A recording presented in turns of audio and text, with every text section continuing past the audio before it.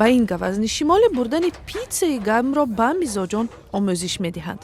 ин андеша ба сари яке аз раҳбарони муассисаи питсапазӣ дар шаҳри Исакари ҷазираи ҷопонии Ҳоккайдо омад. қуттиро бо маҳсулоти фармоишшуда ё дар пушти ҷонвар ва ё дар чана насб мекунанд.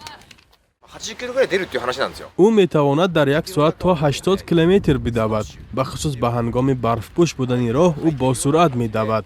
走るので可能性は таҷҳизоти муосир ба гавазн иҷозат медиҳад ки ба макони лозима дуруст бирасад ва мизоҷон ҳам метавонанд наздик шудани питсаи фармоишшударо назорат кунанд.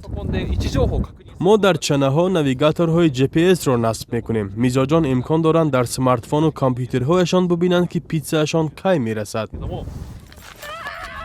ширкати питсапазӣ ҳанӯз ба хулосаи ниҳоӣ нарасидааст ки аз хадамоти гавазн ҳамеша истифода кунад ё на, аммо бо таваҷҷӯҳ ба он ки ҳавошиносон дар ҷопон зимистони сардро пешгоӣ мекунанд, чунин имконият вуҷуд дорад.